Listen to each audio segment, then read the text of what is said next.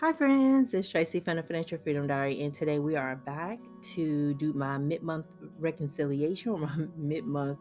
Yeah, I'm reconciling. I don't know what I'm doing. My mid-month check-in. In EveryDollar. If you're new to my channel, please subscribe below. I am sorry I'm spacing out already. It's been a very long day for me, so I am just like, what am I doing here? So I'm looking in here, trying to see what I had deleted last time I was up in here looking up stuff. So if you go under the deleted thing, let's say you delete something, you can restore it. And so once you highlight that, you can restore a transaction once you delete it. Um, so let's look at my income for my very first paycheck. Y'all know I got that check on November 30th. So we're gonna drag and drop that for $26.88. And if you're wondering why you don't see rent from my sons, you're not seeing YouTube and stuff like that, I'm gonna start handling the YouTube separately. I need to understand like handling business totally separate. And rent for my sons for Christmas, I just gave them a break for Christmas and said, no rent. Merry Christmas. And so from their perspective, they know the gifts, they've seen the stuff downstairs. That is all that they're getting in their heads. But I also have to go to the credit union and get some cash out for them. So they don't know about that part. So yeah, every once in a while I try to come up with little ways to surprise them, um, make their life a little bit easier. So I'm looking for my car maintenance. I did put $75 in, and I did go to AutoZone this past Sunday, and I spent $13.05 on 2 cans of de-icer. Um, but I didn't put in my Firestone bill, which I got to go back and do. So when you click on that sinking fund, it is subtracting out that 1305. So that's my balance right now, 597.68. Now let's scroll down to let's get down to the housing and let's take care of the rent. So my rent was actually 1058.50. That includes the fee. Why is it cheaper with this new property management company? I have no idea. So I just know that the fee was about $1.50 versus what it was before. It's a lot more. So I'm going to adjust my plan amount to 1058. So this is why you don't see me doing variances and stuff. I prefer just let this tool right here do it. It's just a lot easier on me and it does math a lot better than me. And plus, it just kind of takes away for me that worrying about did I do this right? Did I not do that right? Did I add this right? Did I subtract that right? Like all that stuff. I can do this right here electronically. And so for the internet, it's 111.73. Now, there's nothing wrong with if you like doing this manually. This is just a preference of mine because I know me. I know what I get up to and I know how many times I'll get things wrong. I haven't purchased any gas so far for my car. Haven't been going very many places outside of grocery shopping and then when I went to work. So I haven't need to fill up my tank just yet. So let's scroll down to, we're going to get down to the lifestyle section because my son's savings is there and that's $60. And then insurance and tax.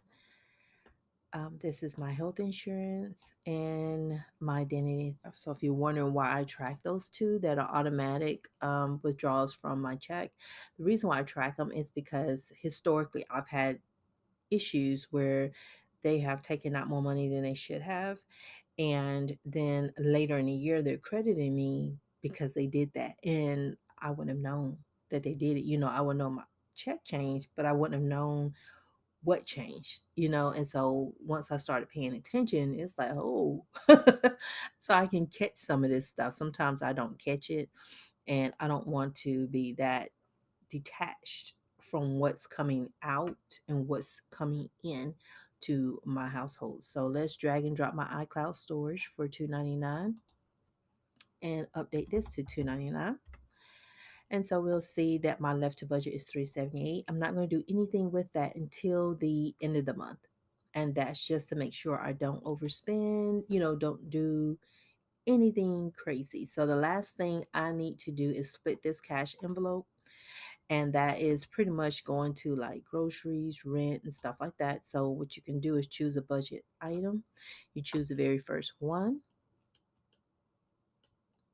and that's going to be groceries. And then you add a split. And the next one will be my restaurant money. And then my third one, which is laundry. And I have to get, I need to put another label on the household in the sinking funds because sometimes I'm getting confused. So in the savings, I have a household here. And then down here in the lifestyle, I have household items and repairs. So I need to make sure I go back and put something on that to let me know that when I hit it the first time I see it, that that's not an expense. Now, my pocket money, which is my personal money, and I guess I need to update that name, that label, so that it matches what you see on my cash envelopes. So the next thing I'm going to do is for the groceries, I'm going to put in 500. For restaurants, it's 40. For laundry, it's 50. Household, I gave myself 100. And my personal pocket money, I gave myself 200. And so you'll see I have zero remaining. So it kind of tells me, okay, it subtracts each time I update any one of those lines. And now I'm going to track my expenses. And wham, bam, thank you, ma'am. I am pretty much done here. I'm just going to go through and look one more time. So yeah, it's kind of weird I don't go to the debt section. I guess I could figure out how to get rid of that.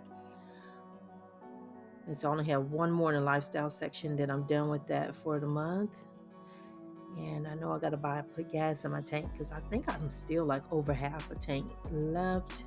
Cell phone and light bill. Household. I'm going to update this name.